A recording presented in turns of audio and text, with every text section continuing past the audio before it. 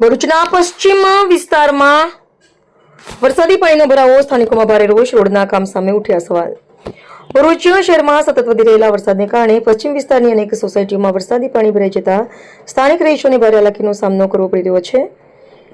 ઘરોની બહાર તેમજ આંતરિક માર્ગો પર પાણી ભરાઈ જતા દૈનિક જનજીવન પ્રભાવિત બન્યું છે। વાહન ચાલકોને જનજીવન પ્રભાવિત બન્યું છે। વાહન ચાલકોને અવરજવર કરવામાં મુશ્કેલીઓ પડી રહી છે, જ્યારે બાળકોને, વૃદ્ધો અને મહિલાઓને પણ ભારે અગવડતાનો સામનો કરવો પડી રહ્યો છે। સ્થાનિક કોર્પોરેટરોએ આ સમગ્ર પરિસ્થિતિ માટે શ્રવણ ચોકડીથી બાયપાસ સુધી ચાલી રહેલા રોડના કામને જવાબદાર ઠેરવ્યું છે। તેમના જણાવ્યા મુજબ રોડનું નિર્માણ કાર્ય તો કરવામાં આવી રહ્યું છે, પરંતુ તેની બાજુમાં વરસાદી પાણીના નિકાલ માટે જરૂરી ગટર અથવા ડ્રેનેજની યોગ્ય વ્યવસ્થા કરવામાં આવી નથી। પરિણામે વરસાદી પાણીનો કુદરતી પ્રવાહ અટકી જતા પાણી સીધું સોસાયટીઓમાં ઘૂસી રહ્યું છે। સ્થાનિક રહીશોનું કહેવું છે કે વરસાદ પડતા જ દર વખતે પાણી ભરાવાની સ્થિતિ સર્જાય છે, છતાં સમસ્યાનો કાયમી ઉકેલ લાવવામાં આવ્યો નથી અને અનેક વખત રજૂઆતો કરવા છતાં જવાબદાર વિભાગ દ્વારા યોગ્ય પગલાં ન લેવાતા લોકોમાં ભારે રોષ જોવા મળી રહ્યો છે। પરિસ્થિતિ વધુ ગંભીર બનતા સ્થાનિક કોર્પોરેટરો તાત્કાલિક સ્થળ પર દોડી આવ્યા હતા અને જેસીબી મશીન મંગાવી પાણીના નિકાલ માટે કામગીરી શરૂ કરાવી હતી।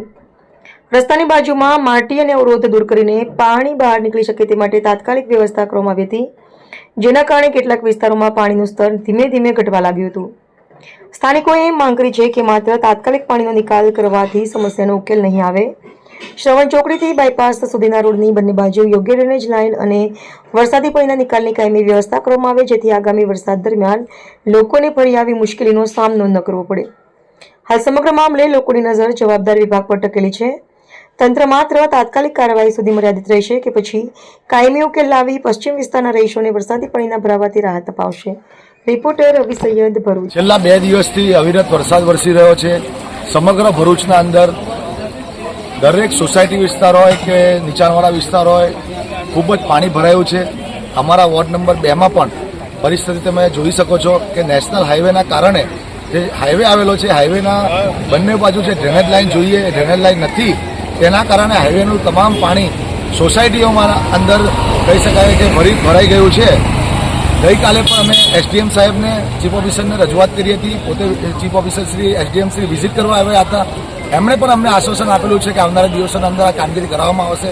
પરંતુ હું કહેવા માંગુ છું તંત્રને કે જ્યારે હાઈવે ત્યાંથી જતો હોય અને હાઈવેની પાણી જ્યારે સોસાયટી શહેર વિસ્તારમાં આવતું હોય તો હાઈવે ઓથોરિટીને આપણે કહીએ કે તમે તાત્કાલિક પ્રોજેક્ટ પાસ કરો અને હાઈવેની આજુબાજુ બંને બાજુ તમે ડ્રેનેજ લાઇન, બોક્સ, ગટર લાઇન તૈયાર કરો અને સોસાયટીના અને નવી જે સોસાયટી બની રહી છે એમના બિલ્ડરો અને ડેવલપરને પણ હું કહેવા માંગીશ કે તમે સોસાયટી ડેવલપ કરો છો તો સોસાયટીનું પાણી, વરસાદી પાણીના નિકાલ માટેની પણ તમે વ્યવસ્થા કરો, કેમ કે ઘણી બધી સોસાયટી એવી છે ત્યાં વરસાદી પાણીનો નિકાલ નથી।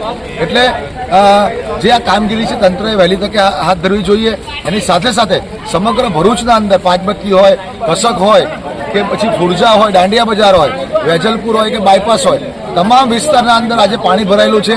જે 35 વર્ષથી ભારતીય જનતા પાર્ટીનું શાસન છે, તેમણે જે રીતે વ્યવસ્થા કરી હતી, પૂર્વ પ્રમુખો કહેતા હતા કે પાંચબત્તી હોય કે કસક હોય એ વિસ્તારના અંદર પાણી ભરાવું એ ભૂતકાળ બની જશે, તો એમને યાદ અપાવું છું કે ભૂતકાળ કરતાં તો હમણાં વધારે પરિસ્થિતિ એટલી ખરાબ છે કે પાણી ભરાઈ જવાના કારણે રોડ રસ્તા બંધ કરી દેવા પડે છે।